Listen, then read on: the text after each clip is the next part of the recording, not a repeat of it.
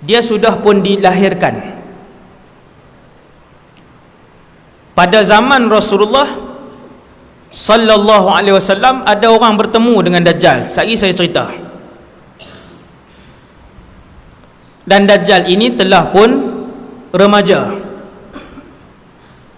pemuda, remaja. Dia umur dia tak tua-tua ke ustaz? Ya, tidak tua-tua. Dia minal munzarin, di kalangan mereka yang dipanjangkan usia. Macam inilah tuan-tuan nak mudah faham.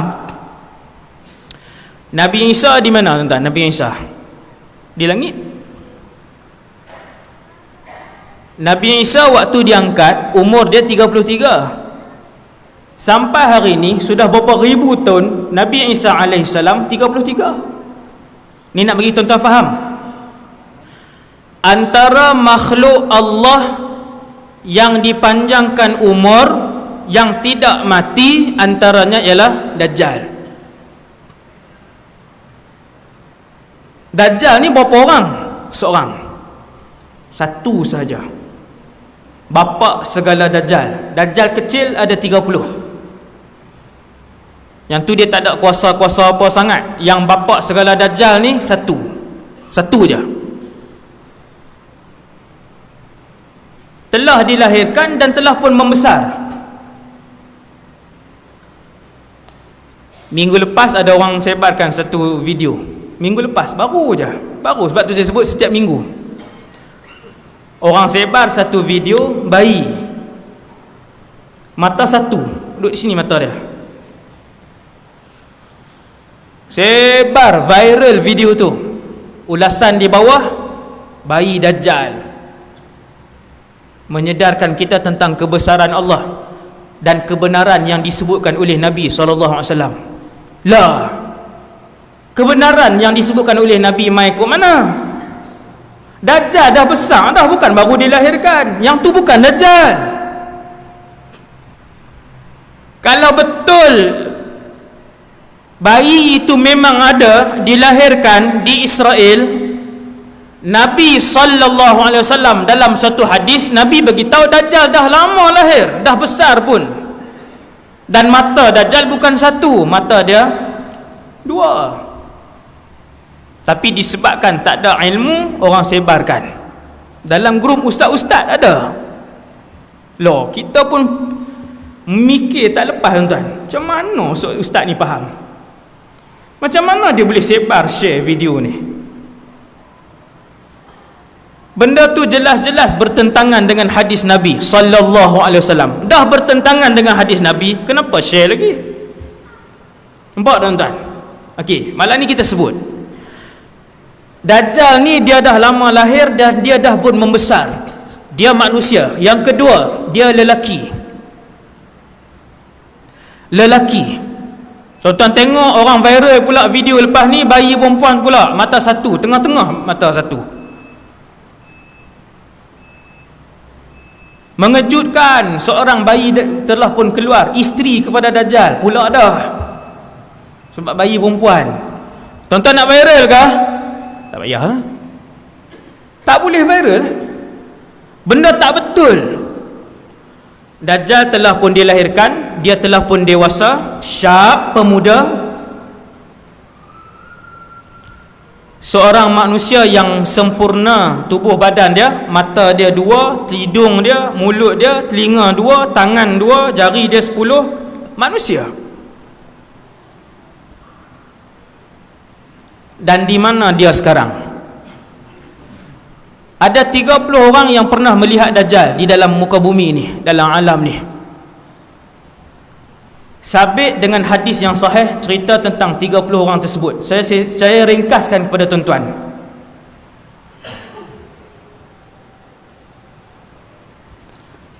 Pada zaman Rasulullah ada seorang lelaki namanya Tamim ibn Aus Ad-Dari. Dia naik kapal bersama dengan 30 orang daripada kabilah Lukham dan Judham. Ni cerita ni di negara mana tuan? Di Mekah, Madinah. Waktu tu Rasulullah SAW di Madinah. Nabi di Madinah. Lelaki ni orang Arab, beragama Kristian. Dia dengan kawan-kawan dia 30 orang, mereka naik kapal. Pergi ke mana tidak diperincikan. Hadis ni tuan, ni hadis. Hadis sahih riwayat Imam Muslim. Kata Tamim, waktu kami sampai di tengah-tengah laut, kami dipukul oleh ombak yang kuat, oleh laut yang kuat, sehingga kami hilang arah tuju, sampai tak tahu pergi ke mana. Selama 30 hari, sebulan duduk di tengah lautan. Akhirnya kami sampai di sebuah pulau yang kami pun tak tahu pulau itu di mana. Kata Tamim yang cerita ni, dia pun bawa turun bot, perahu, sampan, kapal besar, bawa turun yang kecil itulah, sampan tu, bot. Maka kami pun bergerak ke pulau tu untuk berehat, minum, cari air bersih dan sebagainya. Waktu kami tengah berehat-rehat, ni hadis ni panjang tuan, hadis ni panjang, saya tak baca hadis tu, saya terus terjemah secara mafhum. Kami pun tengah berehat-rehat di pulau tu, tiba-tiba keluar seekor binatang yang pelik.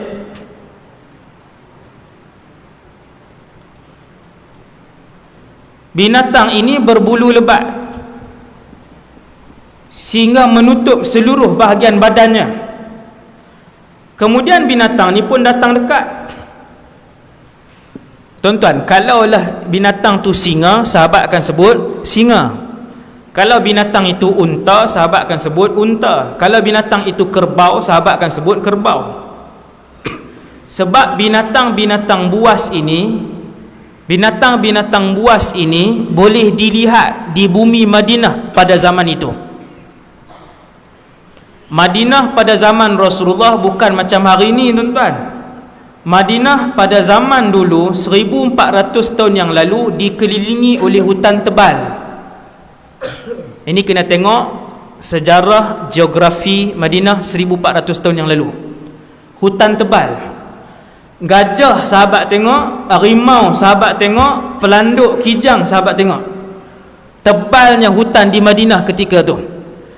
Bila binatang ni keluar daripada pulau ni, seekor saja, dia berjalan mendekati 30 orang tadi, kemudian dia bercakap, siapa kalian? Binatang tadi. Maka Tamim ibn Aus kata, kami pun jawab, kami adalah pemuda-pemuda Arab Kristian. Waktu tu tak Islam lagi, dia tak masuk Islam lagi. Kami pemuda-pemuda Arab Kristian, daripada semenanjung tanah Arab kami keluar. Sampai tengah perjalanan, tengah-tengah lautan, tiba-tiba laut mengganas. Kami dipukul oleh arus selama sebulan. Akhirnya terdampar di pulau ini. Tuan-tuan, bercakap dengan siapa? Binatang.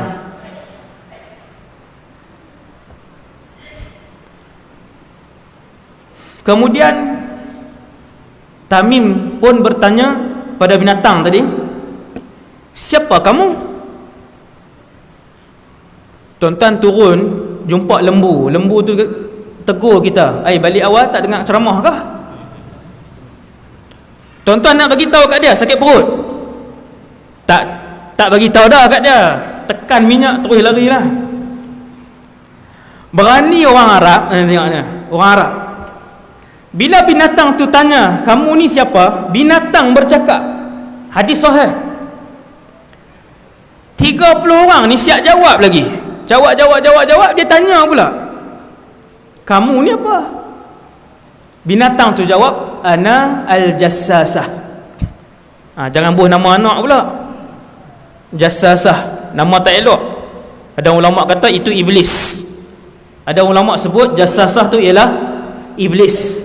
Dia berupa jadi binatang huduh tu. Satu pandangan lah, satu pandangan. Ana al-jassasah. 30 orang ni tanya, jassasah tu apa? Dia tak jawab. Dia kata, di tengah-tengah pulau ada satu orang.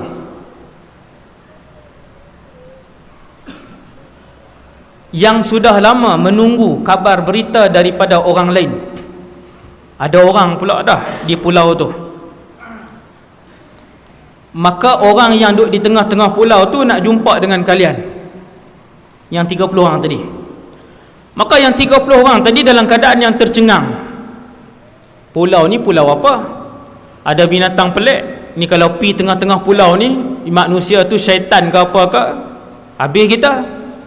Ini Tamim cerita. Tapi mereka pi juga. Mereka pergi ke tengah-tengah pulau. Berjalan 30 orang ke tengah-tengah pulau. Ini tuan-tuan tengok. Berjalanlah 30 orang ni masuk ke dalam hutan. Akhirnya sampai di satu tempat penahanan. Masuk ke dalam. Kata Tamim, kami pun masuk ke dalam. Dan begitu terkejut, kami mendapati di dalam itu ada satu orang lelaki, manusia, tetapi tubuhnya sangatlah besar.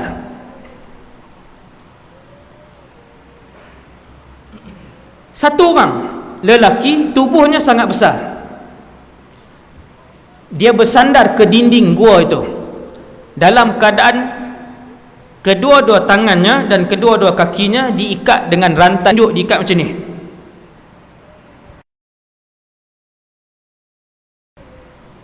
Ikat macam ni. Ikat dengan satu rantai besi yang tak boleh bergerak.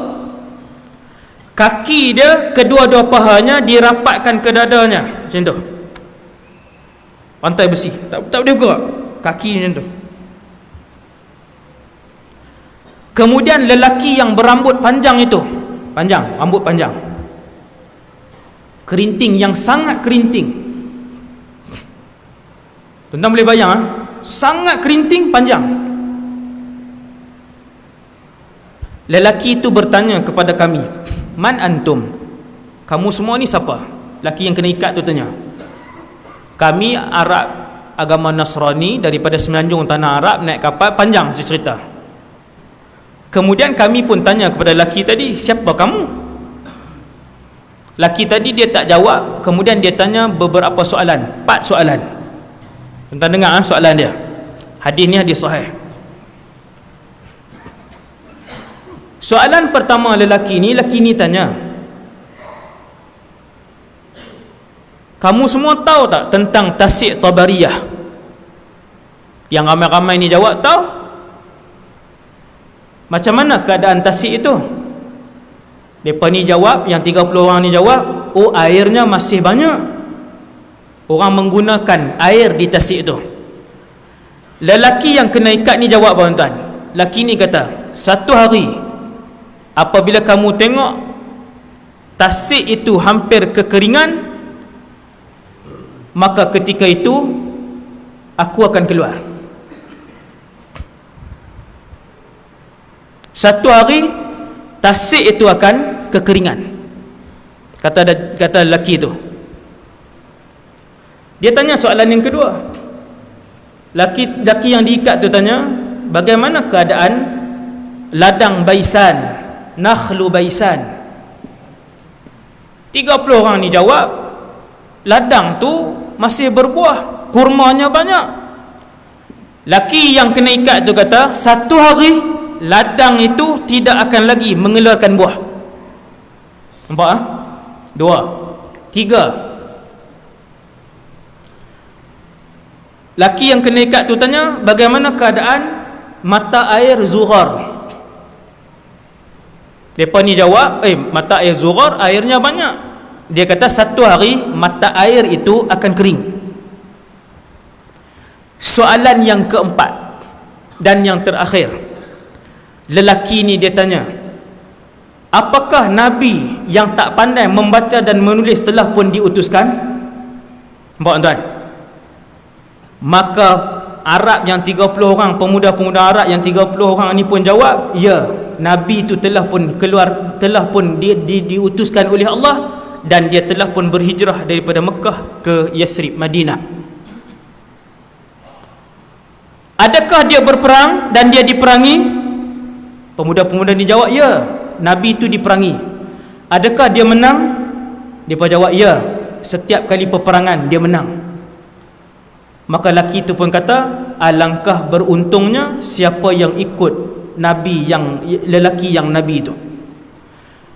Sesungguhnya, kata laki tadi, hanya kalian sahaja yang diizinkan oleh Allah untuk sampai ke pulau ini, dan aku yang diikat ini ialah Al-Masih Ad-Dajjal.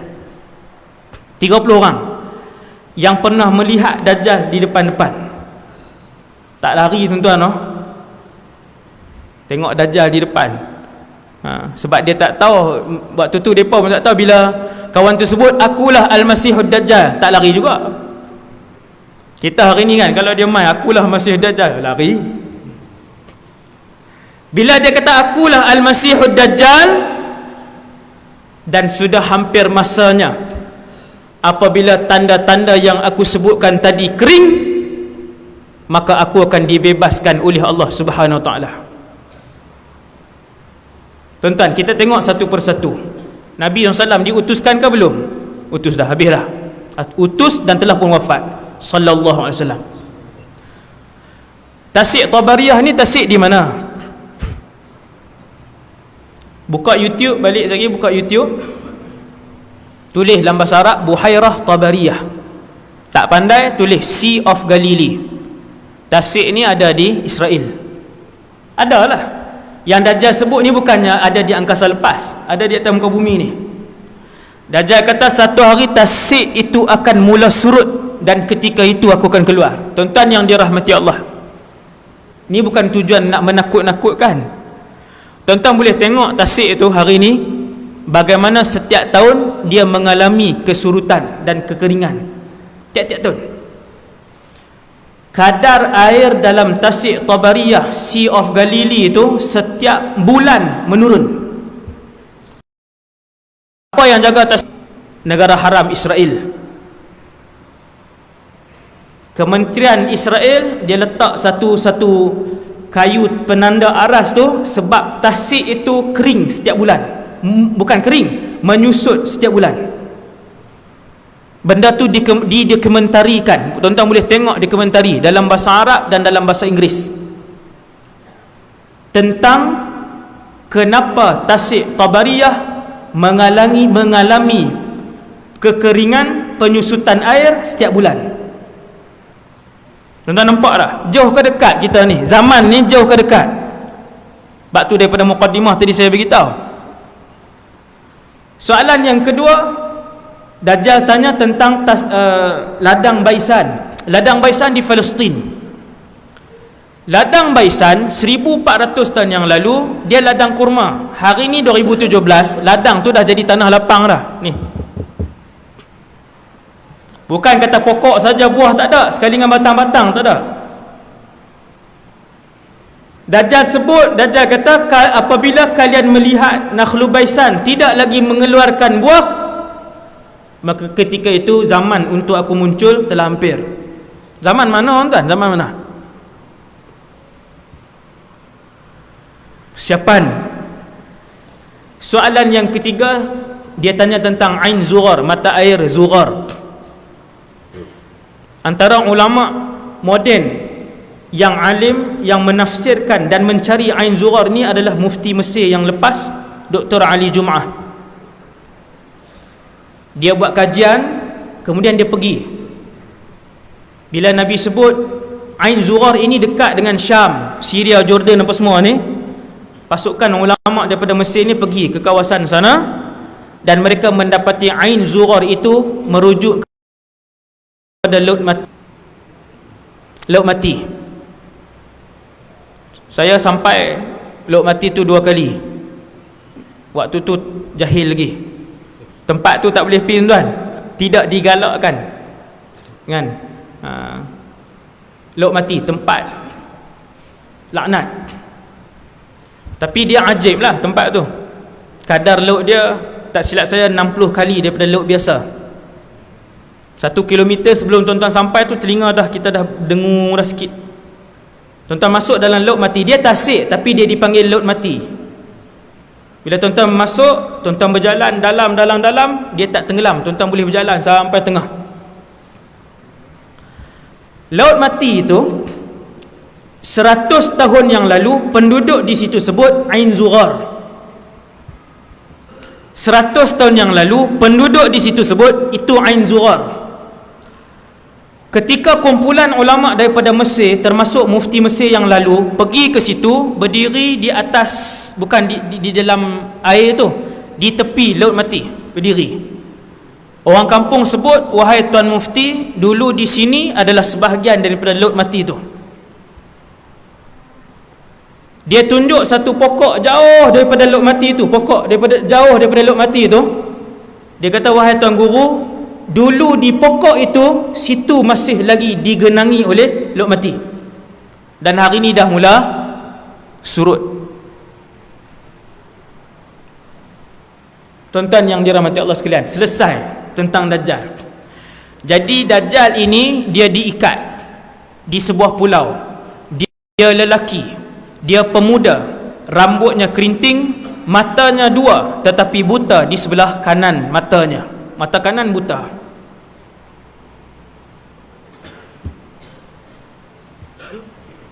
Apabila dia keluar,